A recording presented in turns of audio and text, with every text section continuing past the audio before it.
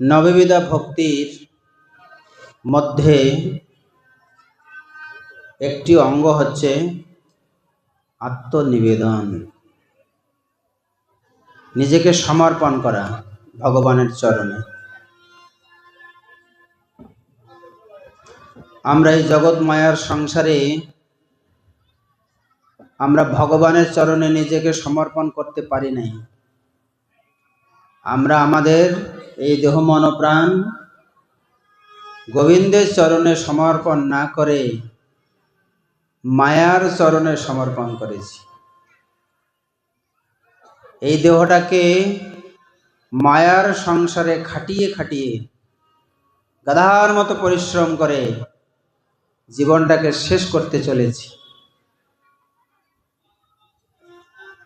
তো এই অধ্যায়ে বা এই স্কন্ধে আমাদেরকে শিক্ষা দেওয়া হবে আমরা আমাদের এই জীবনটাকে, এই সুন্দর দেহটাকে কিভাবে গোবিন্দের চরণে সঁপে দিয়ে আমরা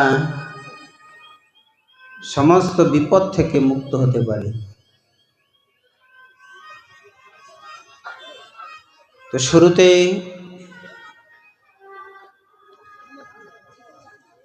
আমরা গজেন্দ্র মোক্ষণ কাহিনী শ্রবণ করব। জয় জয় নিতাই গৌর প্রেমানন্দে, হরি হরি গো।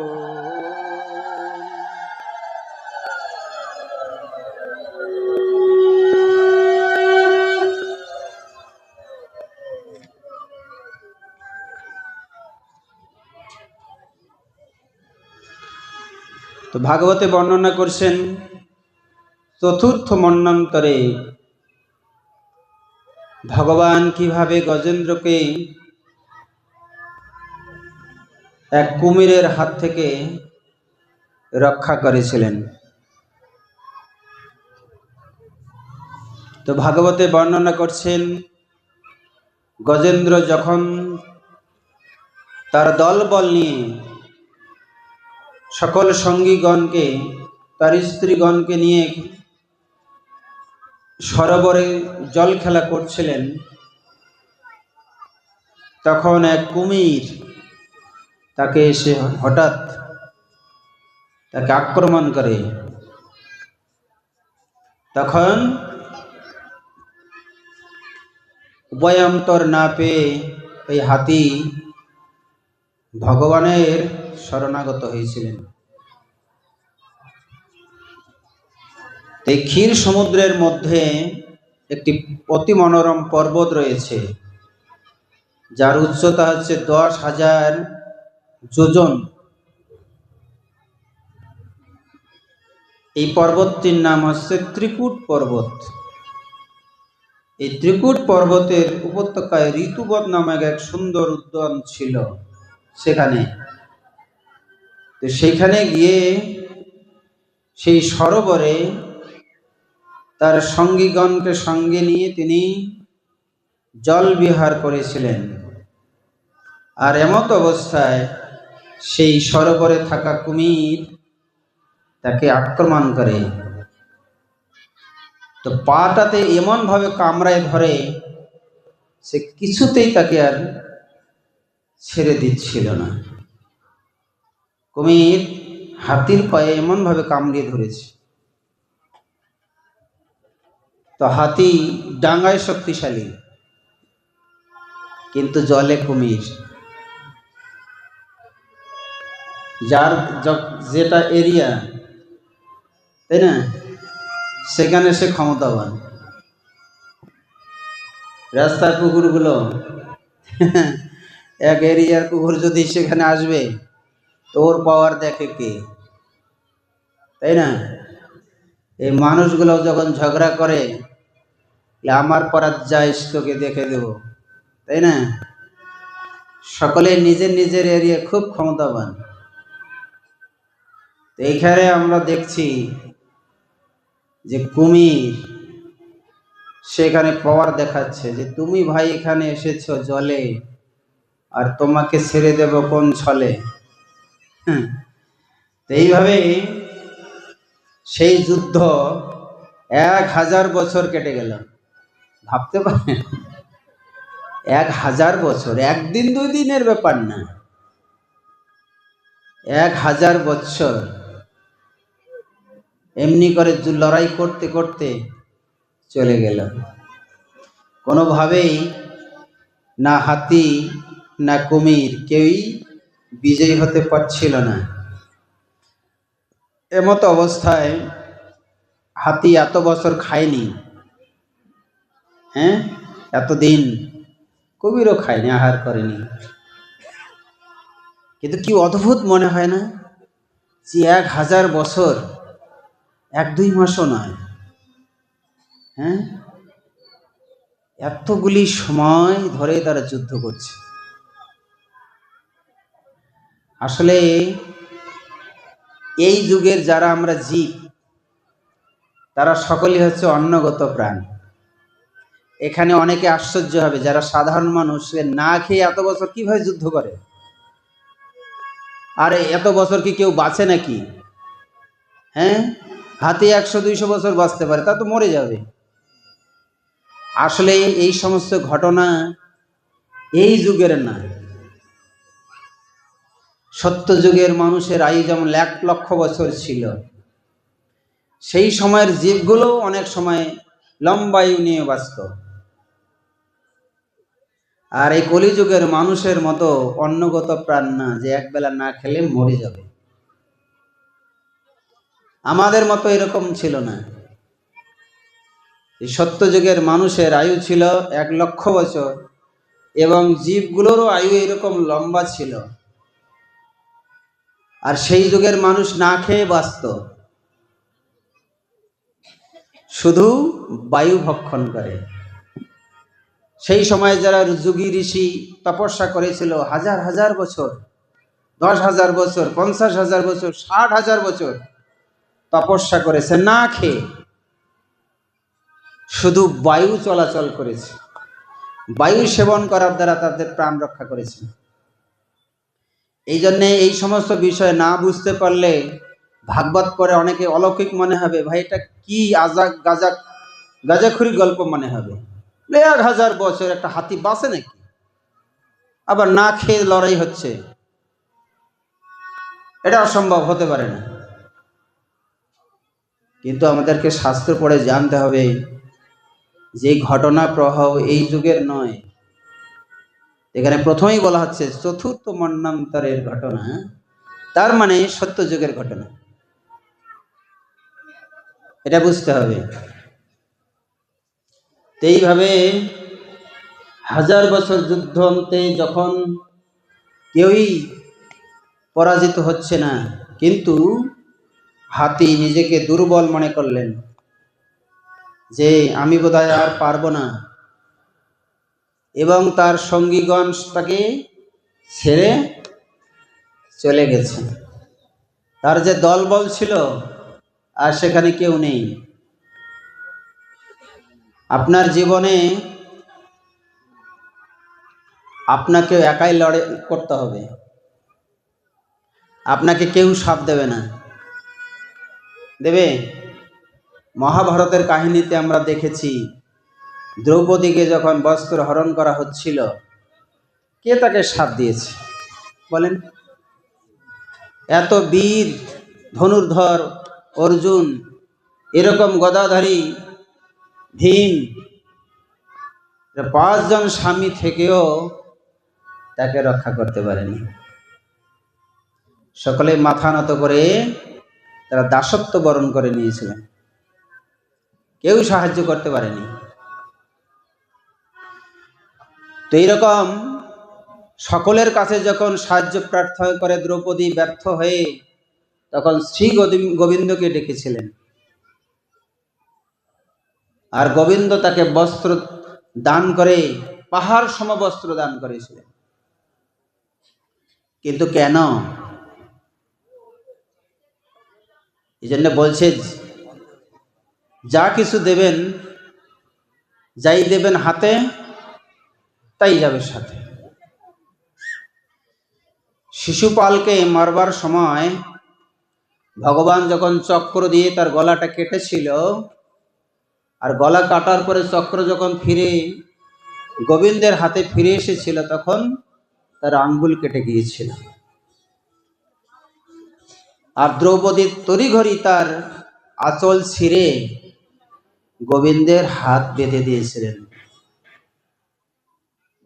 আর গোবিন্দ সঙ্গে সঙ্গে দ্রৌপদীকে কথা দিয়েছিলেন যে তুমি আমাকে আজকে বস্ত্র অঞ্চল ছিঁড়ে, আমরা হলে কি করতাম, ওই ন্যাকড়া খুঁজতাম কোথায় পুরানা কাপড় আছে, ছিঁড়ে এনে হাত বাঁধতাম। কিন্তু এক রাজরানীর পরনে কত দামি শাড়ি, সেটা ছিঁড়ে তিনি গোবিন্দের আঙ্গুল বেঁধে দিয়েছিলেন। বুঝতে পারেন? গোবিন্দ আমার কত খুশি হয়েছে যে দ্রৌপদী তুমি ওই সুন্দর দামি বস্ত্রের মায়া না করে তাকে ছিঁড়ে আমার আঙ্গুল বেঁধেছ, তাই আমি আজ তোমার কাছে ঋণী। এই ঋণ তোমার সময় মতো আমি শোধ করব। যে ভগবানকে যে আমরা তুলসী পত্র প্রতিদিন দেই, তা আমরা নিজেরা তৈরি করি না, গাছ থেকে তুলে এনে দেই। যে ভক্ত ভক্তি ভরে ভগবানকে কোনো কিছু দেয়, হ্যাঁ, এক গ্লাস জল, একটা তুলসী পত্র, ভগবান চিরকালের জন্য সেই ভক্তের কাছে ঋণী হয়ে যায়। নিতাই গৌর প্রেমানন্দে, হরি হরি বল।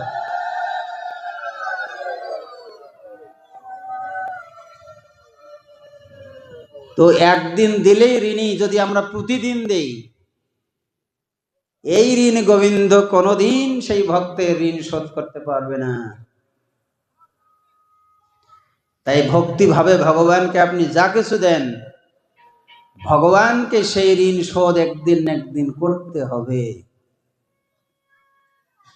তাই এই জীবন, মনপ্রাণ, ধন যা কিছু আছে, সম্বল, তা দিয়ে গোবিন্দের সেবা করুন, আপনার জীবন ধন্য হবে।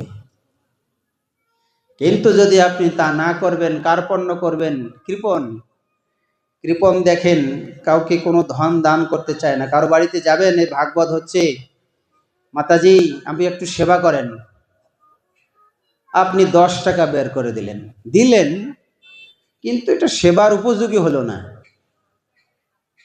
10 টাকা দিয়ে এখন কি কিনতে পাওয়া যায়? আপনার দ্বারে গেছে মানে আপনাকে সেবার উপযোগী করে কিছু দিতে হবে, যে আমি যা দিচ্ছি তা যেন ভক্ত ভগবানের সেবায় লাগে। কিন্তু আমরা কি করি? কৃপণতা করি, দিতে চাই না। এবং আমরা সব থেকে বড় কৃপণ, এই যে ভগবান এই সুন্দর দেহটা দিয়েছে, এই দেহটাও আমরা গোবিন্দকে দিতে চাই না, গোবিন্দের সেবায়। কত কৃপণ! আমাদের তো কিছুই না, নাই দেহ, না ধন, কোনোই কিছুই নিজের নয়।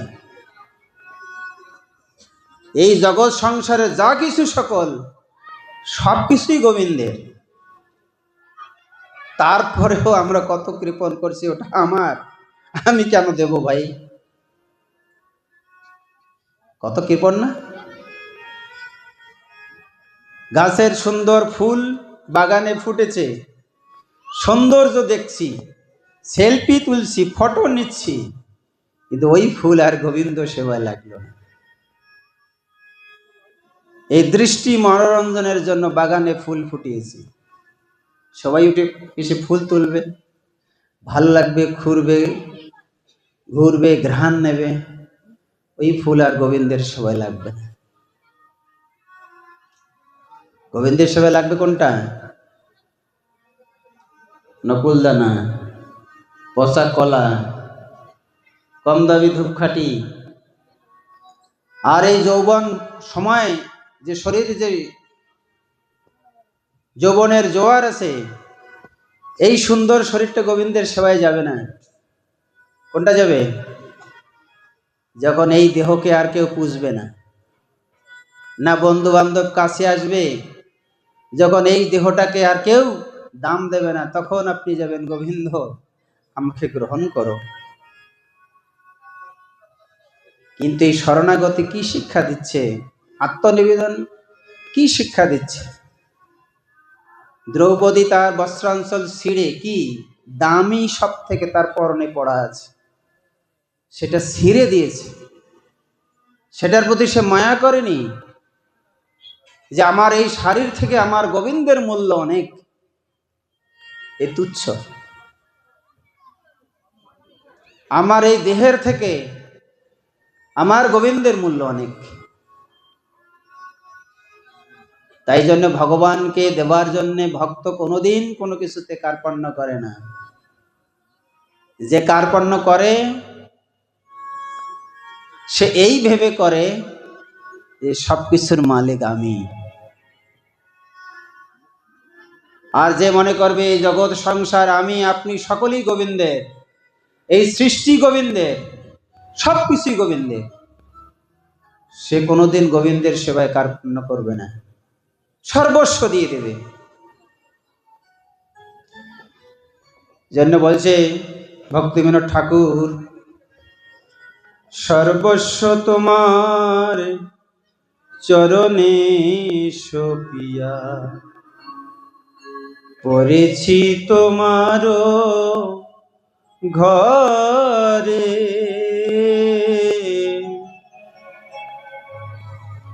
তুমি তো ঠাকুর তোমার কুকুর বলিয়া জানো মোরে। সর্বস্ব তোমার চরণে সপিয়া পড়েছি তোমার ঘরে, সর্বস্ব তোমার চরণে সপিয়া পড়েছি তোমার ঘরে,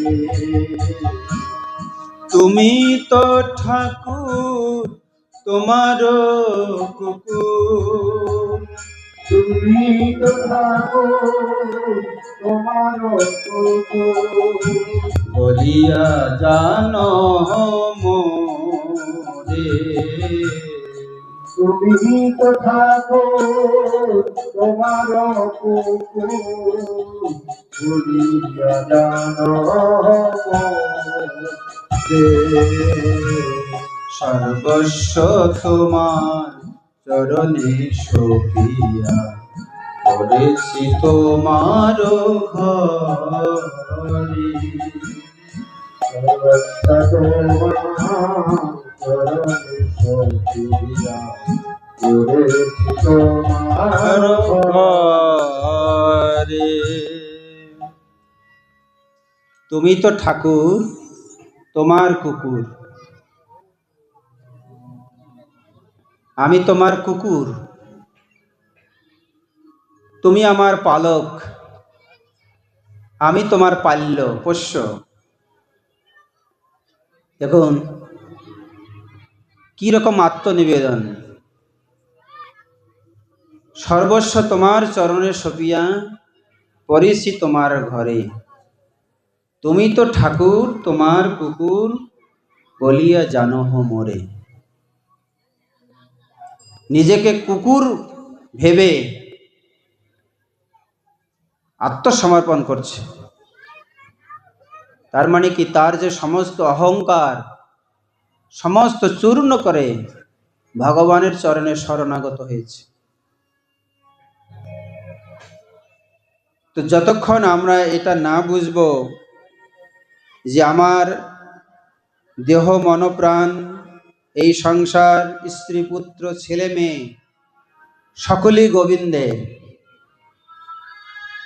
গোবিন্দই সৃষ্টি করেছে, গোবিন্দই পরিচালনা করেছে, গোবিন্দই একদিন সংহার করে নেবে, সবকিছু কেড়ে নেবে, সেই ব্যক্তি কোনোদিন অহংকার বশত আমি আমার করবে না, যে সবকিছু আমার। তো এইভাবে গজেন্দ্র মানে হাতি ওই সরোবর থেকে একটা পদ্ম ফুল তুলে নিয়ে আকাশের দিকে তুলে ধরলেন, গোবিন্দে ভগবান বিষ্ণুকে স্মরণ করলেন। হে বিষ্ণু, হে ভগবান, হে নারায়ণ, তুমি যদি ভক্ত বৎসল হও তাহলে প্রভু তুমি আমাকে রক্ষা করো। যখন সেই পুষ্প তুলে ভগবানের চরণে অর্পণ করেছেন আর শরণাগত হয়ে বলেছেন আমাকে রক্ষা করো, তখনই ভগবান তার চক্র ছেড়ে দিয়েছেন, আর সেই চক্র এসে কুমিরকে একদম শিরচ্ছেদ করে দিয়েছে। এবং ভগবান বিষ্ণু সেখানে এসে উপস্থিত হয়েছেন। নিতাই গৌর প্রেমানন্দে, হরি হরি বল।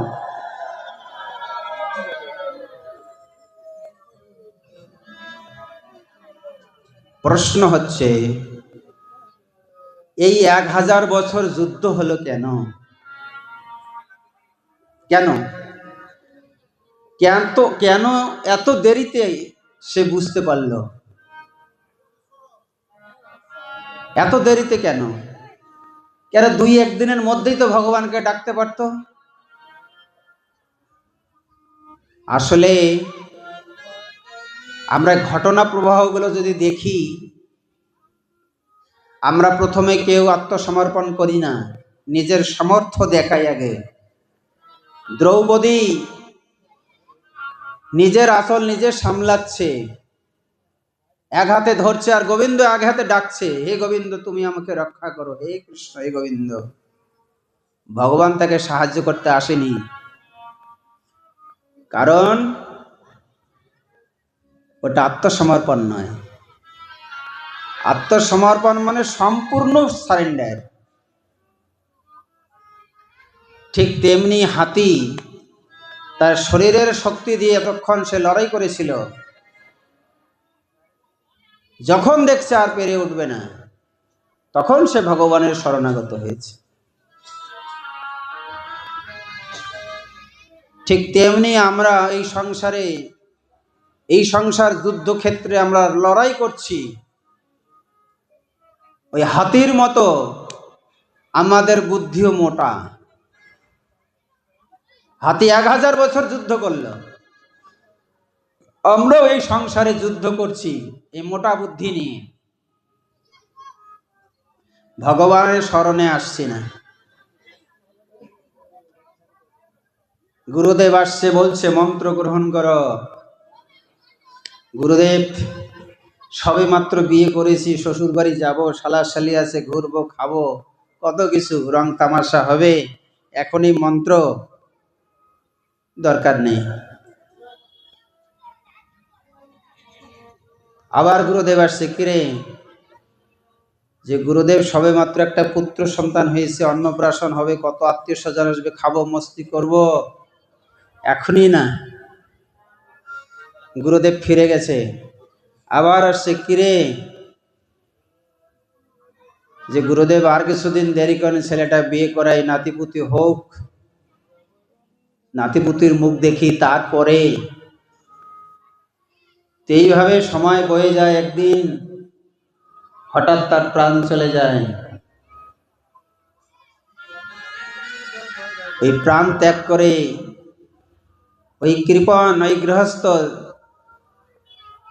যে তার নিজের জীবনকে গোবিন্দ সেবায় লাগালো না, এই সংসার মায়ার সেবা করে শেষ হয়ে গেল, ভগবানের গুণগান করলো না, গুরু শরণাগত হলো না, মৃত্যু বরণ করে ওই বাড়িতে কুত্তা হয়ে জন্ম নিল। গুরুদেব আসছে, দেখে ও মারা গেছে, শুনেছে, কিন্তু তিনি যেহেতু অন্তর্যামী, দূরদৃষ্টি সম্পন্ন, দেখছে ওই বাড়িতে সে কুকুর হয়ে জন্মেছে। গুরুদেব জিজ্ঞাসা করল, কিরে, শেষে জীবন নাশ করে কুত্তা হয়ে গেলি, কি করব গুরুদেব?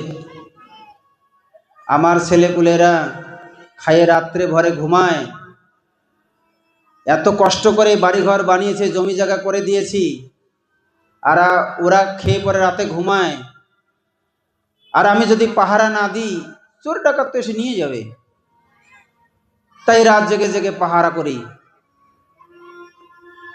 আর কিছুদিন সময় দেন, পরে আমি ঠিকই মন্ত্র নিব, ছেলেপুলেগুলো আর একটু বড় সড়ো হোক, একটু দায়িত্ববান হোক, তারপরে আমি।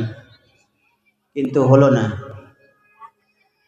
ওই কুত্তা শরীর শেষ হয়ে গিয়ে মৃত্যুবরণ করে ওই বাড়িতে সর্প হয়ে জন্মগ্রহণ করেছে। তো রাত্রে গুরুদেবকে থাকবার জন্যে উত্তর পাশের ঘর, সাধারণত হিন্দু মানুষ এটাকে বাস্তু ঘর বলে, ওই ঘরে থাকবার জন্য দিয়েছে। তো গুরুদেবকে যখন থাকবার জন্য দিয়েছে, তখন ওই ঘরেতে গৃহস্থ তার জমানো ধন, সোনার মুদ্রা পুঁতে রেখেছে। তারপরে ওইখানে ইঁদুরে গর্ত খুঁড়েছে, ওই গর্তের মধ্যে সর্প থাকে। কে? ওই বাড়ির গৃহস্থ। কুত্তা জীবন শেষ করে সর্প জীবন প্রাপ্ত হয়েছে।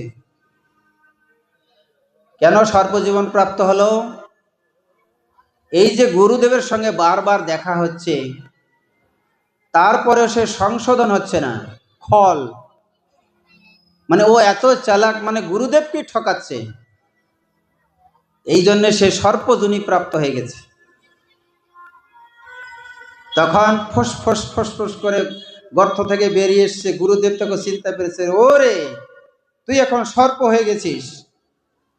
হা গুরুদেব, এই এত কামানো পয়সা এখানে মাটির নিচে রেখেছি, এখন আমি পাহারা দেই, সন্তানরা যদি নিয়ে গিয়ে খরচা করে হোটেলে, 5 স্টার হোটেলে, মদের ভাড়িতে গিয়ে সব নষ্ট করে, আমি পাহারা দিচ্ছি যা না নিতে পারে।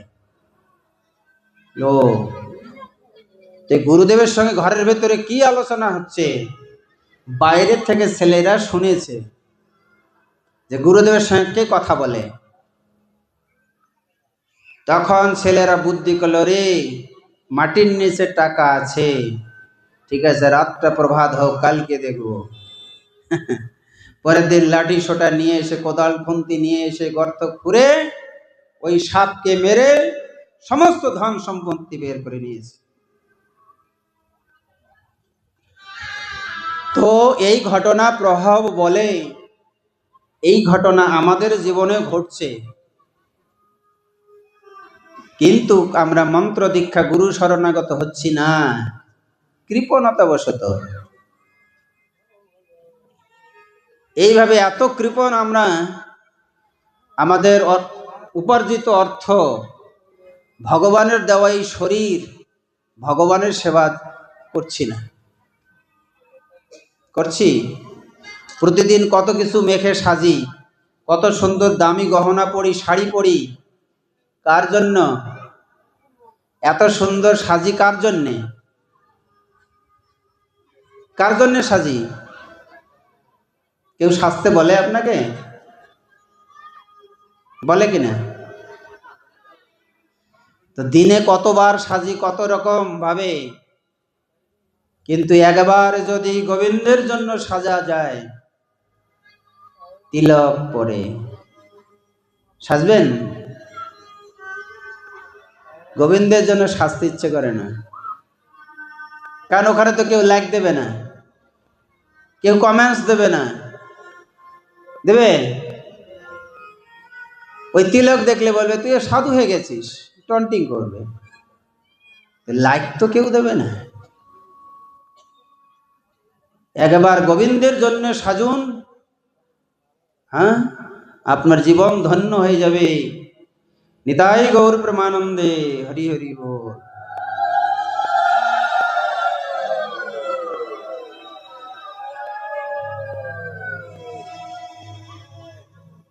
গোবিন্দের জন্য সাজতে হবে। যখন এই ললাটে তিলক ধারণ করবেন, কণ্ঠে তুলসী ধারণ করবেন, গোবিন্দ আপনাকে সুদৃষ্টিতে তাকাবে, আপনাকে গোবিন্দ তাকাবে, দৃষ্টি আপনার দিকে দেখবে, সুনজরে তাকাবে। কিন্তু মৃত্যুদূত, যমদূত, যম স্বয়ং আপনার দিকে তাকাবে না। তাহলে গোবিন্দ আপনার দিকে দৃষ্টি থেকে, এটা ভালো না খারাপ? কিন্তু আমরা ওটা করব না। সিঁদুর পরবো, চুল দিয়ে ঢেকে রেখে দেব, যেন কেউ না বুঝতে পারে এই সধবা, তাই না? স্বামী আছে বুঝলে তো আমার সঙ্গে সুন্দর করে কথা বলবে না, তাই না? বলবে? ভাব জমবে না তো। বলে স্মৃতিতে লম্বা করে সিঁদুর পরলে স্বামী দীর্ঘায়ু হয়, কিন্তু দীর্ঘ করে লম্বা করে পড়বে না, নিয়ম রক্ষার জন্যে। তো না স্বামীর শরণাগত, না আমরা গোবিন্দের শরণাগত, আমরা এই সংসারে মায়ার শরণাগত। আমরা কারো শরণাগত নই।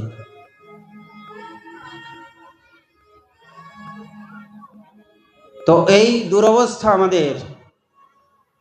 এই দুরবস্থা থেকে বেরিয়ে আসতে গেলে আমাদেরকে একটু চেঞ্জ করার চেষ্টা করতে হবে। মায়েদের কাছে এটা আমার নিবেদন। আমার কথাগুলো কি আপনারা খারাপ পাচ্ছেন? হ্যাঁ, কষ্ট দিচ্ছি? কষ্ট দিয়ে ক্ষমা করে দেবেন। হ্যাঁ কি না? সমাজটা এরকম চলছে কি না? তো আমাদের কথা আমরা আলোচনা করে আমরা নিজেদের সংশোধন করব, তাই না? আমাদেরকে যদি কেউ আঙ্গুল তুলে কথা বলে ভালো লাগবে? ভালো লাগবে না। তো এই জন্যে আমরা নিজেরাই নিজেদের মধ্যে আলোচনা করে আমরা সাবধান হব। যেন বলছে সাধু হও, সঙ্গে সঙ্গে সাবধান হও। হরে কৃষ্ণ কৃষ্ণ কৃষ্ণ হরে হরে, হরে রাম রাম রাম হরে হরে। তো ভাগবতে বলছে এই হাতি আর এই কুমিরের সঙ্গে যুদ্ধ বাজলো কেন, কি কারণে?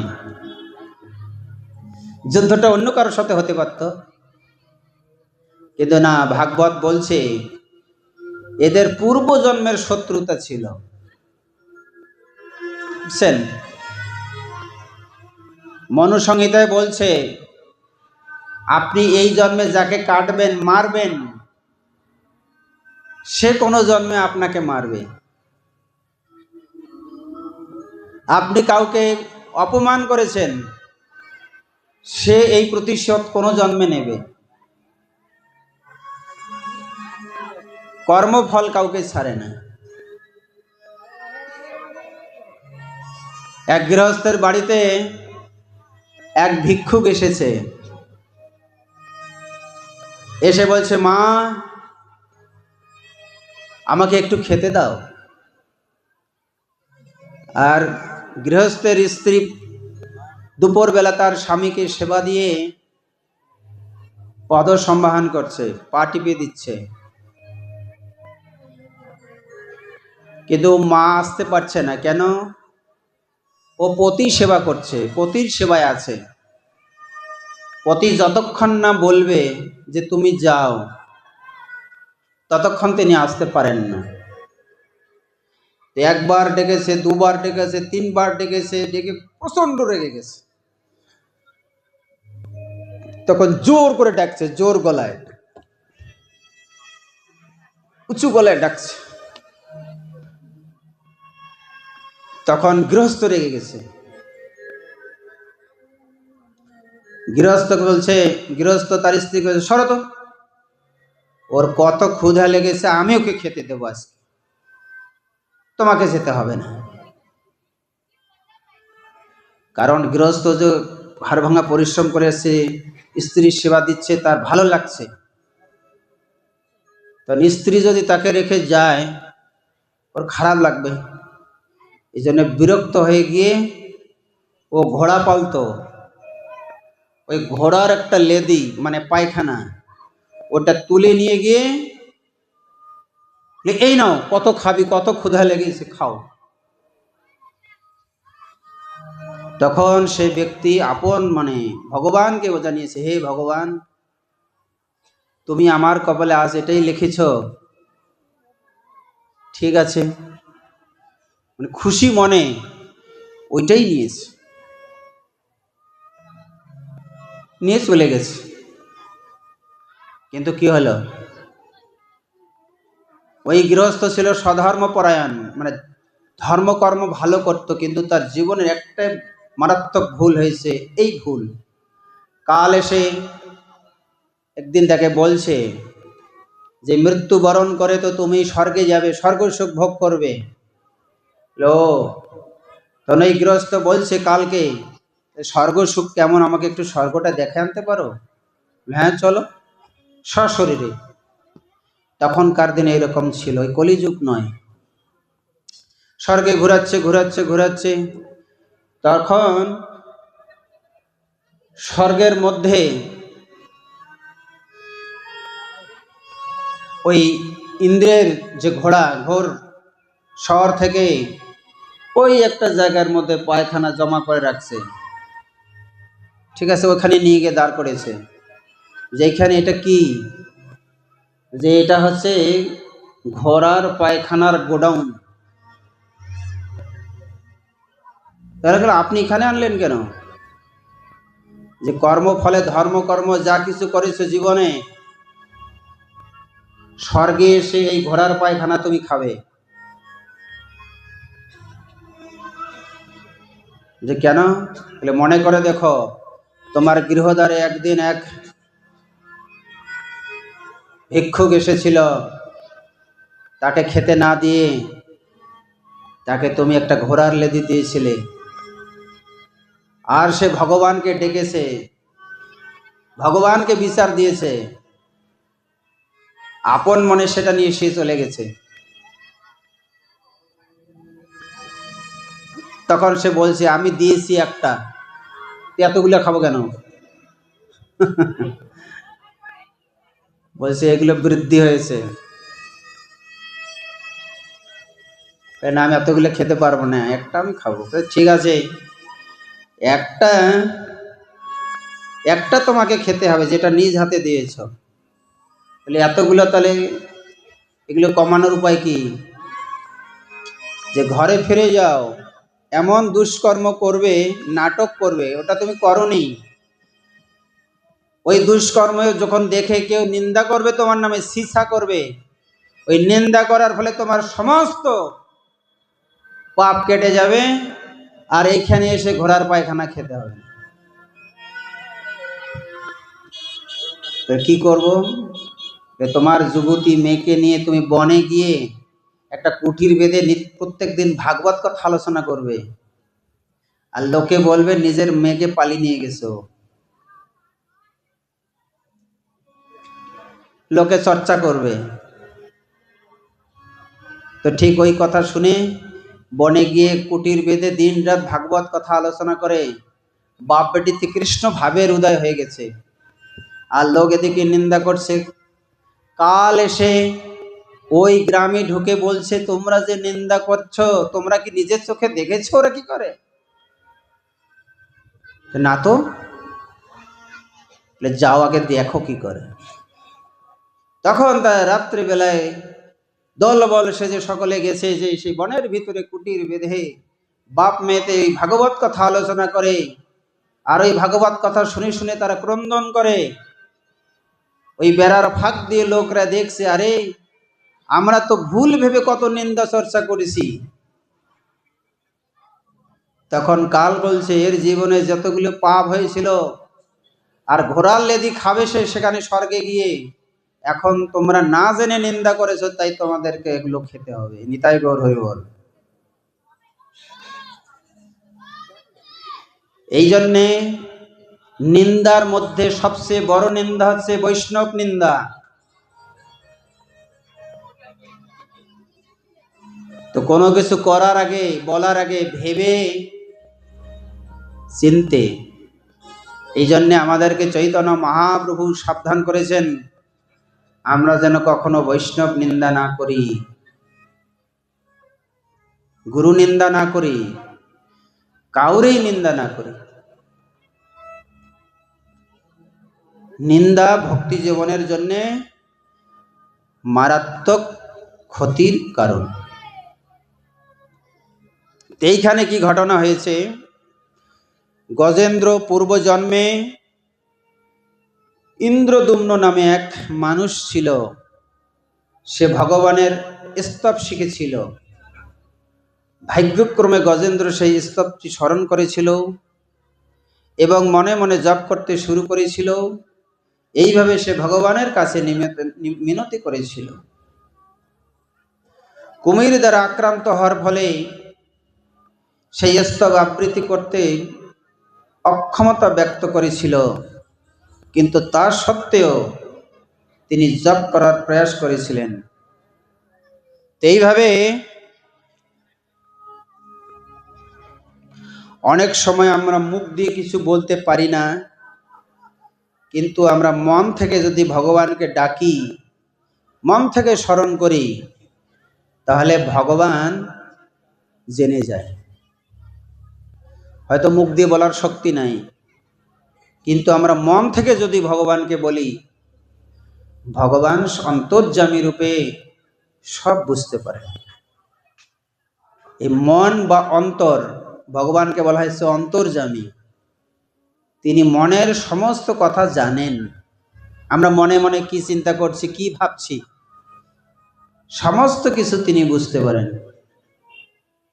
তাই ভগবানকে অন্তর্যামী বলা হয়। তাই মনে মনে ভগবানকে স্মরণ করলে ভগবান বৈকুণ্ঠপতি, ভগবান গোলকপতি কৃষ্ণ সব বুঝতে পারেন। নিতাই গৌর প্রেমানন্দে, হরি হরি বল।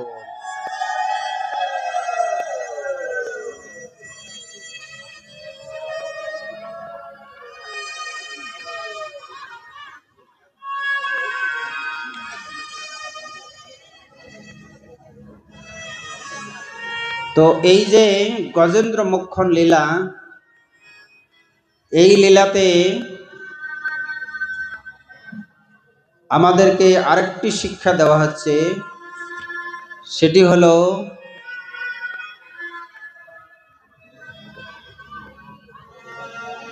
আমাদের যে কর্মফল, আমরা জীবনে যাকে দুঃখ দিয়েছি, কষ্ট দিয়েছি, মেরেছি, অপমান করেছি, যতভাবে, এগুলি কিন্তু প্রতিশোধ হবেই হবে, হবে না? গান্ধারী শতপুত্রের মৃত্যুমুখ দেখেছিলেন, কারণ প্রত্যেক কর্মের পিছনে কিছু কারণ থাকে। আমরা এই জন্মে নির্ধন হয়েছি, বোবা হয়েছি, শরীর সুন্দর নয়, কালো হয়েছি, রোগ শোক ভুগছি, নির্ধন হয়েছি, ধন নাই, বুদ্ধি নাই, পড়াশোনায় বুদ্ধি নাই, ভগবানের প্রতি ভক্তি নাই।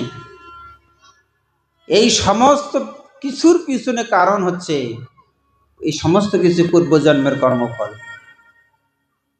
এই জীবনে রোগ শোক ভুগছি, এটাও আগের জন্মের কর্মফল। এই জন্মে পুত্র সন্তান পাই নাই, সেটাও আগের জন্মের কর্মফল। বা এরকম পুত্র সন্তান পেয়েছি যেগুলি ভালোই না। তো জীবনে যা কিছু ঘটে তার পিছনে ব্যাকগ্রাউন্ড খুবই খারাপ। তাই এই সমস্ত কিছু সংশোধনের একটা মাত্র উপায়, ভগবানের চরণে শরণাগত হয়ে আত্মনিবেদন করা।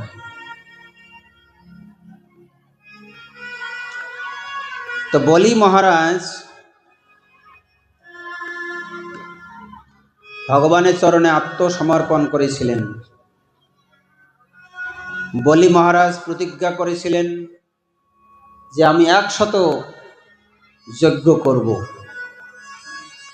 100 যজ্ঞের তার 99টা যজ্ঞ সমাপ্ত হয়ে গেছে, আর একটা যজ্ঞ বাকি আছে। এই যজ্ঞ পূর্ণ হলে তিনি এরকম ক্ষমতাধর হবেন, তিনি হবেন স্বর্গের রাজা।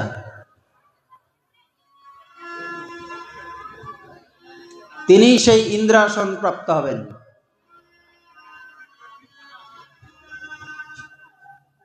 ভগবান দেখলেন বলির এই মনোবাঞ্ছা পূর্ণ হতে দেওয়া যাবে না, তাই ভগবান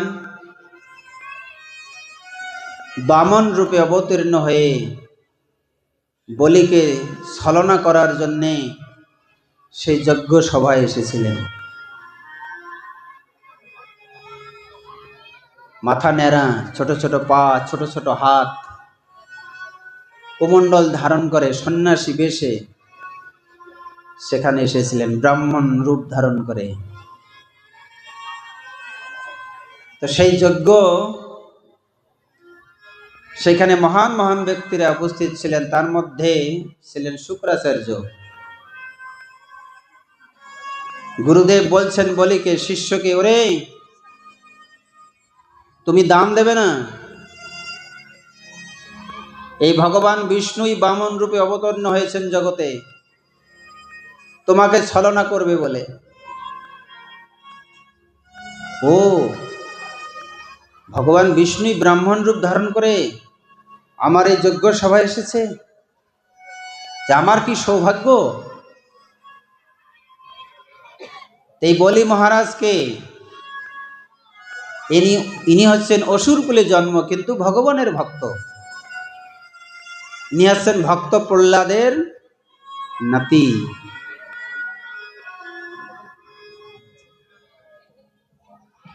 প্রহ্লাদের পুত্র বিরোচন, তার পুত্র বলি।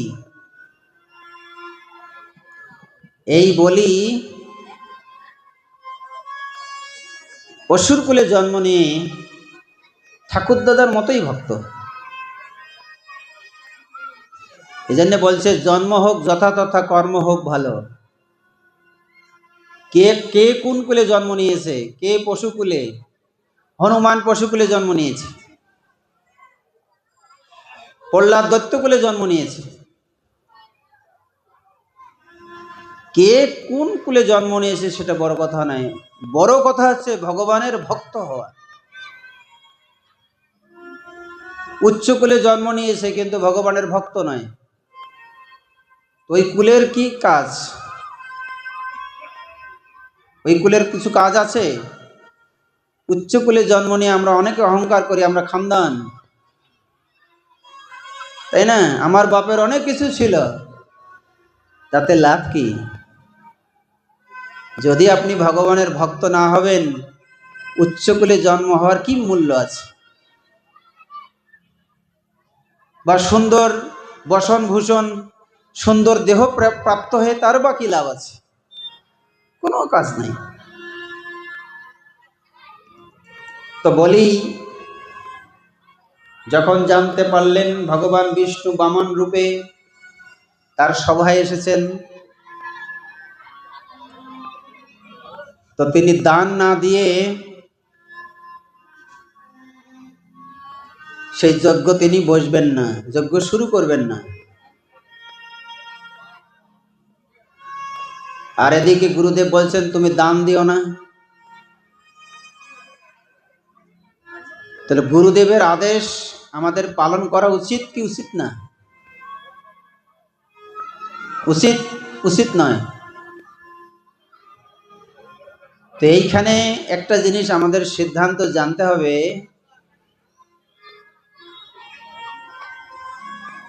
গুরুদেব যদি ভগবত সেবায় বাদী হয়, ওই গুরুদেবকে ত্যাগ করা যায়। যে ভাই ভগবানের সেবায় বাদী হয়, ওই ভাইকে ত্যাগ করা যায়। যে মাতা পিতা ভগবানের সেবায় বাদী হয়, ওই মাতা পিতা ত্যাগ করা যায়, শাস্ত্র প্রমাণ। যে পতি ভগবানের সেবায় বাদী হয়, সেই পতিকেও ত্যাগ করা যায়, সেটাও শাস্ত্রের প্রমাণ রয়েছে। অর্থাৎ আমরা কোনো কারণে যেন দৈত্যের মতো, অসুরের মতো আচরণ না করি, ভগবানের সেবায় বাধা না ডালি। মানে মনুষ্যকুলে জন্ম পাওয়ার পরে যে ব্যক্তি ভগবানের সেবায় বাদী, সে মনুষ্য জন্ম নিয়েও অসুর, সে কোনোদিন ভগবানের কৃপা লাভ করতে পারবে না। এই জগৎ সংসারে আমরা দেখছি কত মানুষ ভগবানের সেবা তো করেই না, বরং ভগবানের সেবায় বাধা ডালে। এই এখন তুমি কেন হরিনাম করবে, এখন তুমি কেন একাদশী করবে, এটি কি তোমার বয়স? আরো ভোগ করো, মস্তি করো, এনজয় করো, এখনই কেন?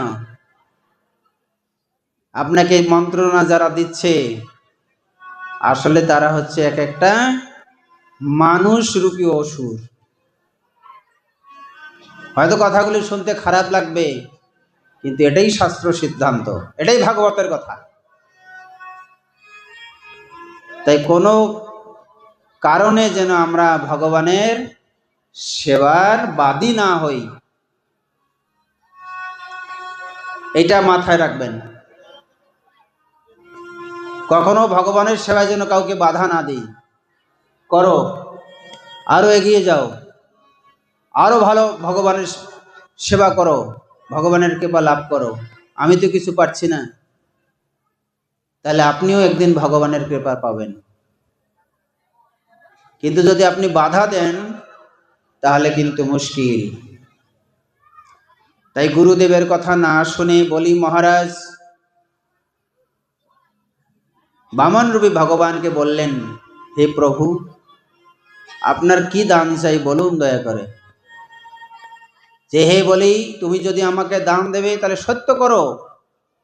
হ্যাঁ, আমি সত্য করছি। তুমি সংকল্প করো, তুমি আসমান করো যে তুমি ত্রিপাদ ভূমি আমাকে দান করবে। ত্রিপাদ ভূমি, এটুকু দিয়ে আপনি কি করবেন? আমার শশা করা পৃথিবী, আমি সম্রাট, আমি বহু কিছু দান আপনাকে দিতে পারি। বলি, এত বড় দান দেওয়ার প্রয়োজন হবে না, তুমি আমাকে তিনটা পা রাখার জায়গা দাও শুধু। ঠিক আছে, এতেই যদি আপনি সন্তুষ্ট হন তাহলে আমি তাই দেব। এক পা দিয়ে তিনি এই ব্রহ্মাণ্ডর অর্ধেক, অর্থাৎ 7টা স্বর্গকে দখল করে নিলেন। আর একটা পা দিয়ে 7টা পাতালকে জয় করলেন। মানে 14 ভুবনকে তিনি 2টো পা দিয়ে নিয়ে নিলেন। এইবার তার পেট থেকে, নাভি থেকে আর একটা পা বের হলো। বলছে, বলি, তুমি তো ত্রিপাদ ভূমি দান করেছ, আমি তো স্বর্গ মর্ত পাতাল সব নিয়ে নিলাম, এই পাটা কোথায় রাখবো? তখন বলি, তার উপস্থিত মন্ত্রী সভা সেখানে উপস্থিত ছিল। তখন ব্রাহ্মণগণকে জিজ্ঞাসা করলেন, আমার কি করণীয়, আমি কি করব?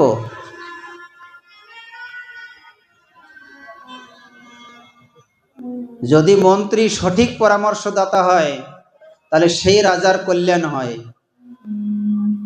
এই জন্য পরামর্শদাতা হতে হবে উপযুক্ত। তো তারা পরামর্শ দিয়েছিল, হে বলি, আপনি আপনার মস্তক ভগবানের চরণে সমর্পণ করুন। তখন তিনি মাথা নত হয়ে ভগবানকে বলছে, হে ভগবান, আপনার ওই চরণ আমার মস্তকে ধারণ করুন। নিতাই গৌর প্রেমানন্দে, হরি হরি বল।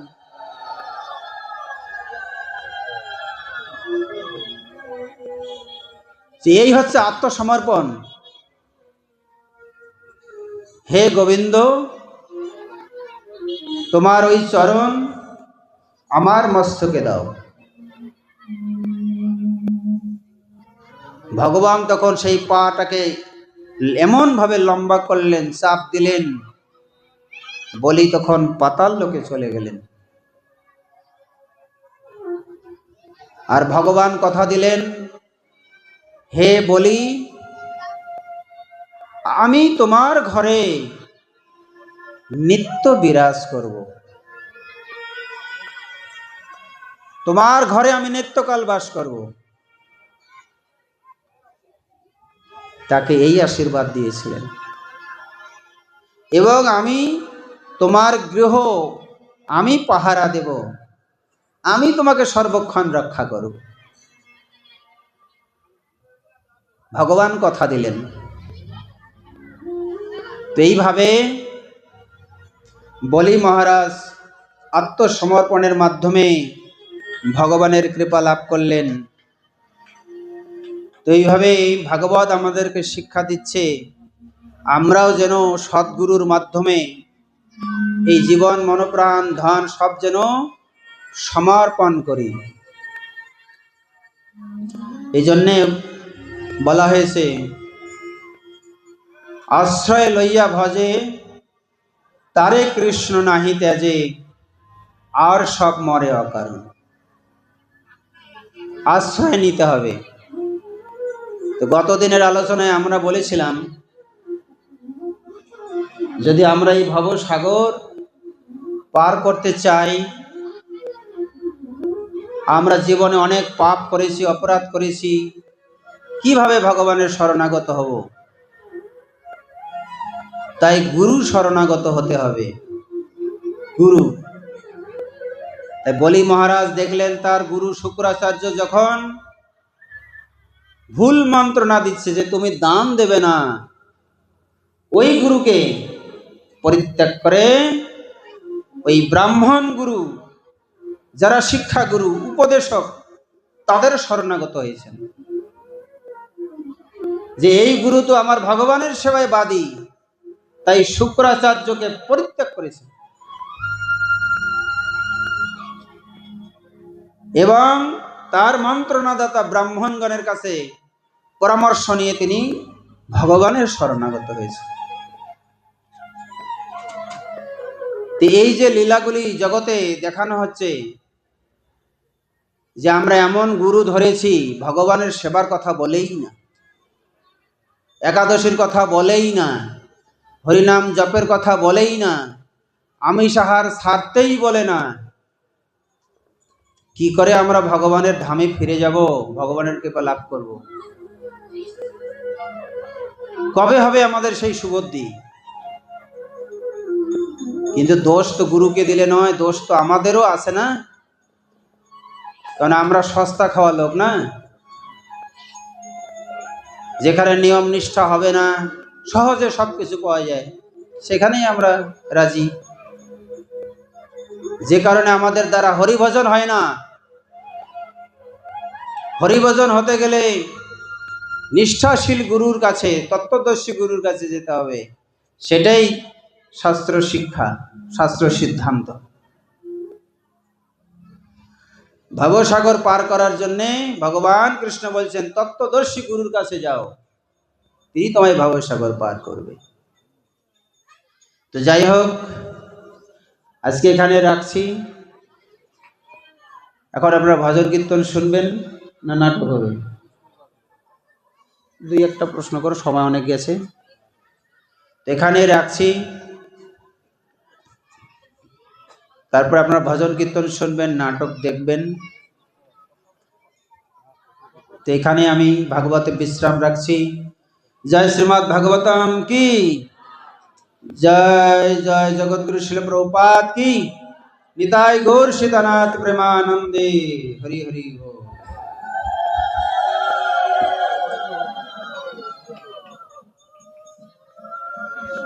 অনুভব